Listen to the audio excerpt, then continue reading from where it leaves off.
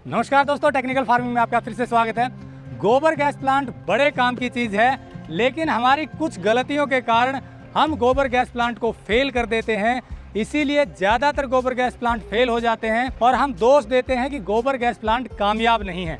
लेकिन गोबर gas plant बेहद कामयाब हैं और इससे सबको फायदा है। लेकिन ये फेल क्यों होते हैं, उन कारणों पर आज नजर डालेंगे। मैं हूँ इस वक्त नोएडा की एक गौशाला में और यहाँ पर 30 क्यूबिक मीटर का बायोगैस प्लांट लगा हुआ है। ये बायोगैस प्लांट कैसे चल रहा है, इसी से हम समझेंगे कि बायोगैस प्लांट सफल कैसे हैं और फेल क्यों हो जाते हैं।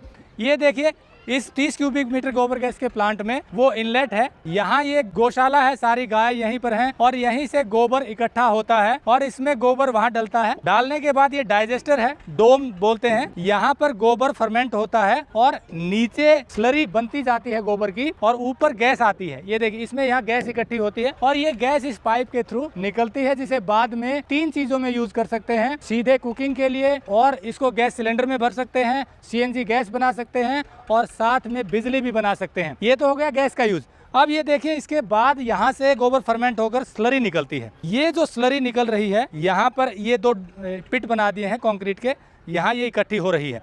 ये एक सफल मॉडल है, यानी कि गोबर आपने डाला, यहाँ फर्मेंट हुआ, ये स्लरी निकली और पिट में इकट्ठी हो गई। अब इस स्लरी का बेहतरीन उपयोग है खेतों में। ये इतनी न्यूट्रिएंट रिच खाद है, ऑर्गेनिक मैन्योर है कि आप इसे खेत में डाल दें, आपको बहुत ज्यादा फर्टिलाइजर जो डालते हैं उसकी जरूरत नहीं पड़ेगी, केमिकल पेस्टिसाइड की जरूरत नहीं पड़ेगी। तो सफल है 2 तरीके से। एक, गैस बनी, इसी 30 क्यूबिक मीटर के प्लांट से यहाँ 10 से 12 फैमिली खाना पकाती हैं इस गौशाला में। ये गौशाला नोएडा के 135 सेक्टर में बनी हुई है और यहाँ करीब 800-900 गाय हैं। लेकिन ट्रायल के तौर पर ये छोटा बायोगैस प्लांट लगवाया, क्योंकि इन्हें भी शक था कि चलेगा नहीं। नोएडा गवर्नमेंट अथॉरिटी के अंडर ये गौशाला है, तो ट्रायल के तौर पर लगवाया।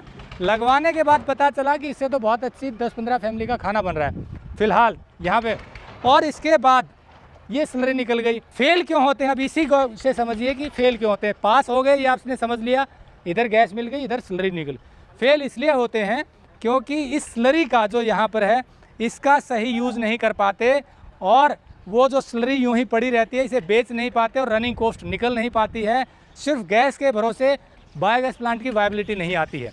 ये बड़े बायोगैस प्लांट की बात है, 20, 30, 50, 100 क्यूबिक मीटर, 1000 क्यूबिक मीटर के जो बायोगैस हैं, उनमें आपको गोबर गैस प्लांट की स्लरी बेचना ज़रूरी है, उसका यूज़ आना ज़रूरी है। 2 यूज़ हैं। लिक्विड फॉर्म में टैंकर में भरकर आसपास के किसानों को दे सकते हैं। ज़्यादा स्लरी है तो सॉलिड और लिक्विड को अलग कर लें। सॉलिड पोर्शन जो बचे उसमें और न्यूट्रिएंट मिला करके आप उसमें और जीवाणु मिला करके बहुत रिच खाद बना करके बेच सकते हैं। वो आप बैग में भी भर सकते हैं और बाकी जो पोर्शन बचेगा उसको आप किसानों को दे सकते हैं। इसी का एक बेहतरीन मॉडल हमने आपको दिखाया था, करनाल में अमित अग्रवाल ने किया हुआ है। 2000 किसान जोड़े उसने। शुरू में किसान नहीं लेते हैं क्योंकि कहेंगे हमें इसका कोई लाभ नहीं है। उसने फ्री में दी, कहा कि एक बार आप यूज़ तो करिए, लाभ लगे तो मुझे दे दीजिएगा। धीरे धीरे 2000 किसान जुड़ने लगे। एक किसान ने डाली, दूसरा आया, तीसरा आया। उसके पास डिटेल है अमित अग्रवाल के पास कि पूरे किसानों का। तो उससे वो 2000 रुपये की 1000 या 2000 रुपये का एक टैंकर छोटा बड़ा जो है वो बेचता है 50 किलोमीटर के रेडियस में और खाद बेचता है। तो उसकी कॉस्ट और साथ में जो गैस निकलती है उससे वो बिजली बनाते हैं और अपनी फैक्ट्री में चलाते हैं। तो उनका 5 से 6 लाख का बिल बिजली का था, जो वो अब नहीं आता है। उनका बड़ा बायोगैस प्लांट है। तो ये तो रही बड़े बायोगैस प्लांट की।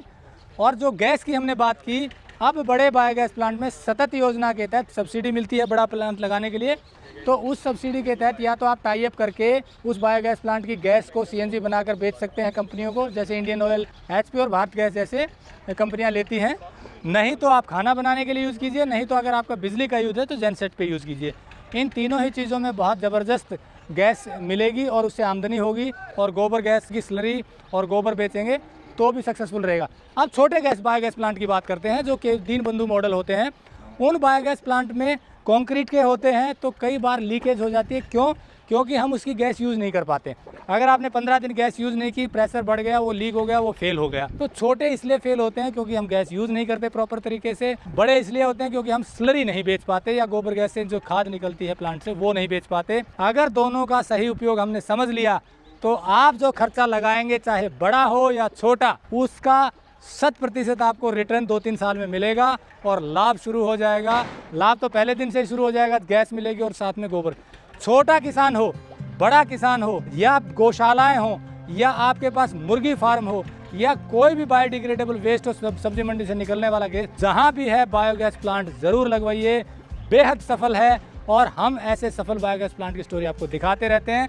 ये भी एक ऐसी ही स्टोरी थी। हम इस मुहिम को इसलिए बढ़ा रहे हैं क्योंकि हमारे देश में बायोगैस प्लांट बहुत कम लगे हैं। जितने ज़्यादा लगेंगे देश को फ़ायदा होगा, क्योंकि एनर्जी की रिक्वायरमेंट है वो इससे रिप्लेस होगी। जो खर्च हम बाहर गैस का लिए यूज़ करते हैं डीजल पेट्रोल के लिए, वो कम होगा। साथ में किसानों को न्यूट्रिएंट रिच ऑर्गेनिक मैन्योर मिलेगा और साथ में बिजली या गैस मिलेगी। मतलब सबका लाभ, और जो लगाएगा उससे बिजनेस पर्पज से भी लाभ होगा।